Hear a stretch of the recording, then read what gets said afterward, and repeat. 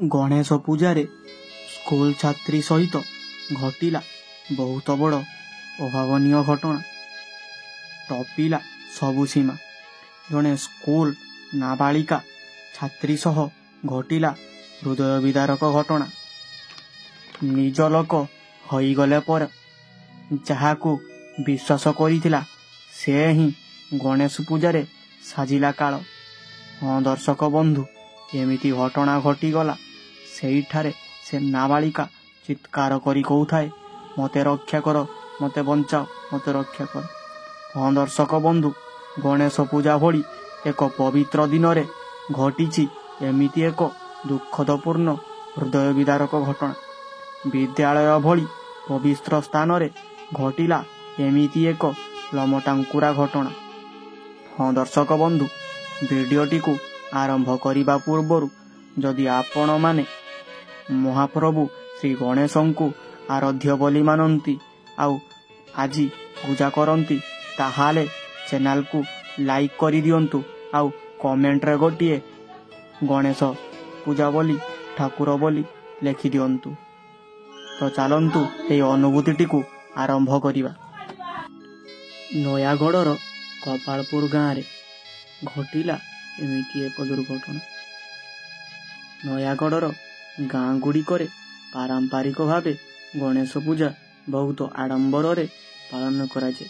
ପୂଜା ଆଗରୁ ଗାଁରେ ପାଳିଆ, ନୃତ୍ୟ, ଝାଙ୍କି, ଧୂଳିଯାତ୍ରା ଓ ନାଟକ ଆଦି ହୁଏ।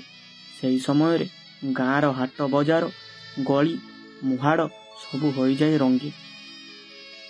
ନୟାଗଡ଼ର ଦେବେନ୍ଦ୍ର ବାବୁ ଆଉ ତାଙ୍କ ପୁଅ ଦେବଜ୍ୟୋତି 22 ବର୍ଷର ହୋଇଥାଏ ଓ ତାଙ୍କ ଝିଅ ସୁମିତ୍ରା 19 ବର୍ଷର ହୋଇଥାଏ।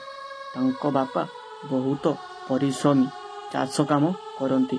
ଧାନ, ମୁଗ, କଳା ଆଉ ପାଣି ପାଗିରେ ଦେହକୁ ଭୁଲି କାମ କରୁଥାନ୍ତି। ଦେବଜ୍ୟୋତି ତାଙ୍କ ପୁଅ ଆଉ ସୁମିତ୍ରା ତାଙ୍କ ଭଉଣୀ ଝିଅ ମିଶିକି ଭାବିଲେ, ଆମେ ଗାଁରେ ପୂଜାରେ ନ ମିଶି ଆମେ ଘରେ ଗୋଟିଏ ମୂର୍ତ୍ତି ଆଣି ଗଣେଶ ପୂଜା କରିବା। ଆଉ ତା ଭଉଣୀ ସୁମିତ୍ରା ରାଜି ହୋଇ ତା ଭାଇ ସାଙ୍ଗରେ କହିଲା, ହଁ ଭାଇ ଦେବଜିତ, ମୁଁ ସାଙ୍ଗ ହୋଇ ଆମେ 2 ଜଣ ମାର୍କେଟକୁ ଯିବା ଆଉ ମାର୍କେଟରୁ ଗୋଟିଏ ମୂର୍ତ୍ତି ଆଣି ଆମ ଘରେ ପୂଜା କରିବା। ହଉ ଭାଇ ଚାଲ ବାପା ଆଉ ମାଙ୍କୁ ଏହି କଥାଟି ଜଣାଇବା। ତ ସେମାନେ 2 ଜଣ ବାପାଙ୍କ ପାଖକୁ ଯାଇ କହିଲେ, ବାପା ଆଉ ଆମେ 2 ଜଣ ମିଶି ମାର୍କେଟରୁ ଯାଇ ଗୋଟିଏ ଗଣେଶ ମୂର୍ତ୍ତି ଆଣି ଆମ ଘରେ ପୂଜା କରିବା।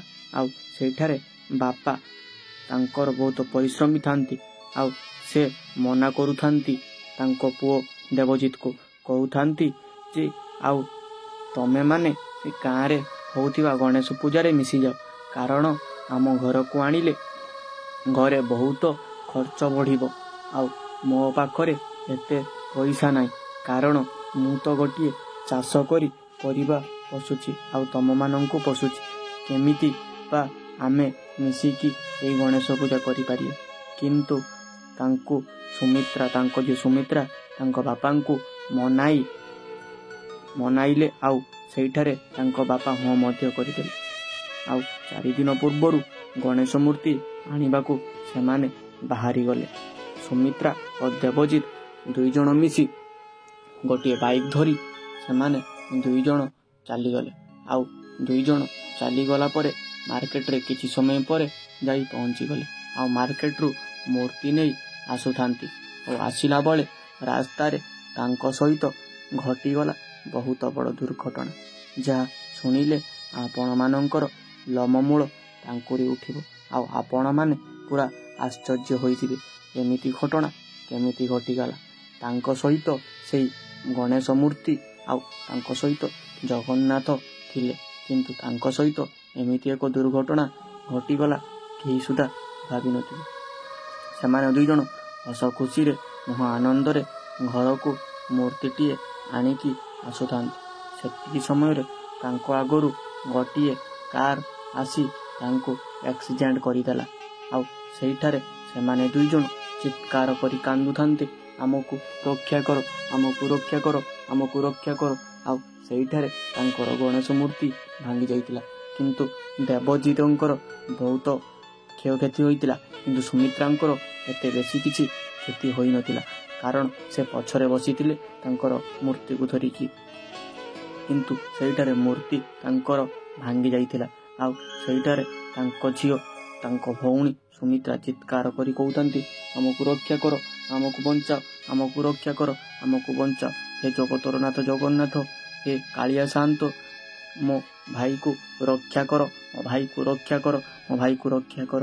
ହେ ଜଗତର ନାଥ ଜଗନ୍ନାଥ, ହେ ମଉଳମଣି ଗଣେଶ ଠାକୁର, ଆମ ଭାଇକୁ ରକ୍ଷା କର, ରକ୍ଷା କର କହି କାନ୍ଦୁଥାନ୍ତି ସୁମିତ୍ରା ସେଇଠାରେ।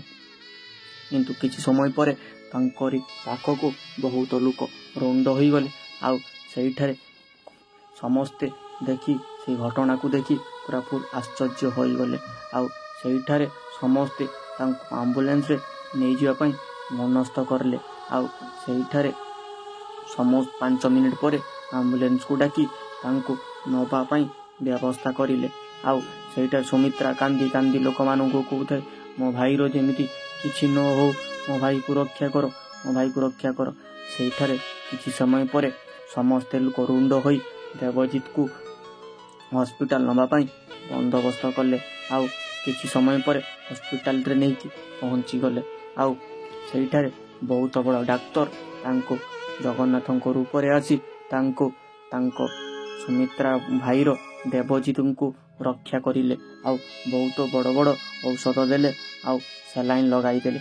ଆଉ ସୁମିତ୍ରାଙ୍କୁ କହିଲେ, ତମେ ଧୈର୍ଯ୍ୟ ଧର, ସେଇ କାଳିଆ ଠାକୁରଙ୍କୁ ଅନେଇ ଡାକ, ଆଉ ଗଣେଶ ଠାକୁରଙ୍କୁ ଅନେଇ ଡାକ ଯେ ତମର କଥା ଶୁଣିବେ। ସେଇଠାରେ ଭଉଣୀ ସୁମିତ୍ରା କାନ୍ଦି କାନ୍ଦି କହୁଥାଏ, ହେ ଜଗତର ନାଥ ଜଗନ୍ନାଥ, ମୁଁ ତୁମକୁ ଡେଲି ପୂଜା ଅର୍ଘ୍ୟ କରେ। ଆଉ ହେ ଗଣେଶ ଠାକୁର, ମୁଁ ତମକୁ ଡେଲି ଅର୍ଘ୍ୟ କରେ। ମୁଁ ଗାଁରେ ନ ମିଶି ମୁଁ ତମ ପାଇଁ ଘରେ ପୂଜା କରିବି ବୋଲି ତମକୁ ଆଣିବାକୁ ଆସିଥିଲି। କିନ୍ତୁ ତମେ ରାସ୍ତାରେ ଏମିତି ଏକ ବଡ଼ କାଣ୍ଡ ଘଟାଇଦେଲ, ଯାହା ମୋ ଭାଇକୁ ବହୁତ ଘଟଣା ଘଟେଇଦେଲ। ତ ଗଣେଶ ଠାକୁର, ମୋ ଭାଇ ଦେବଜିତକୁ ଆପଣ ହିଁ ସାହା ହେବେ। ଜଗତର କାଳିଆ ସାଆନ୍ତ, ମୋ ଭାଇକୁ ସାହା ହୁଅ। ସେଇଠାରେ ଏମିତି ଏକ ଚମତ୍କାର ସେଇ ଡାକ୍ତର କଲେ, କିଛି ବହୁତ ବଡ଼ ବଡ଼ ମେଡ଼ିସିନ ଆଉ ସେଲାଇନ୍ ଲଗାଇ ଦେଲେ। ତାର 3 ଘଣ୍ଟା 5 ଘଣ୍ଟା ଭିତରେ ସେଇ ଦେବଜିତ ଠିକ୍ ପୁରା ଅସୁସ୍ଥରୁ ସୁସ୍ଥ ହୋଇଗଲା।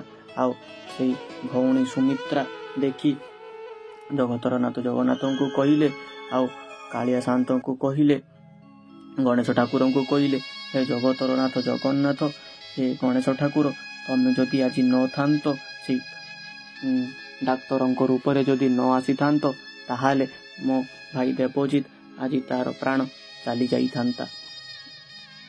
ତ ସେଇଠାରେ ଏଇ ଭଉଣୀ ସୁମିତ୍ରା ଜଣକ ଦେବଜିତ ତାଙ୍କର ଭାଇଙ୍କୁ ନେଇ ସଙ୍ଗେ ସଙ୍ଗେ ଘରକୁ ଫେରି ଆସିଲେ। ଆଉ ସେଇଠାରେ ତାଙ୍କ ବାପା ମା ତାଙ୍କୁ ବହୁତ ଗାଳି ଗୁଲଜ କରିଲେ।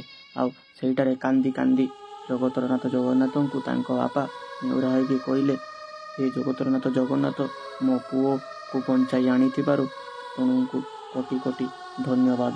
ଆଉ ସେଇଠାରେ ଗଣେଶ ମୂର୍ତ୍ତି ଆଉ ଜଗନ୍ନାଥଙ୍କ ମୂର୍ତ୍ତି ରଖି ତାଙ୍କ ଘରେ ଡେଲି ପୂଜା ଅର୍ଚ୍ଚନା କରନ୍ତି। ଏହି ଅନୁଭୂତିଟି ଦେଖିଥିବାରୁ ଆପଣଙ୍କୁ ଧନ୍ୟବାଦ। ଆଉ ଯଦି ଚ୍ୟାନେଲକୁ ନୂଆ କରି ଆସିଥାନ୍ତି, ତାହେଲେ ଆମ ଚ୍ୟାନେଲକୁ ଗୋଟେ ଲାଇକ୍, ସେୟାର ଆଣ୍ଡ ସବସ୍କ୍ରାଇବ୍ କରିଦିଅନ୍ତୁ। ଆଉ କମେଣ୍ଟ ବକ୍ସରେ ଗୋଟିଏ ଜୟ ଜଗନ୍ନାଥ ବୋଲି ଲେଖିଦିଅନ୍ତୁ। ତ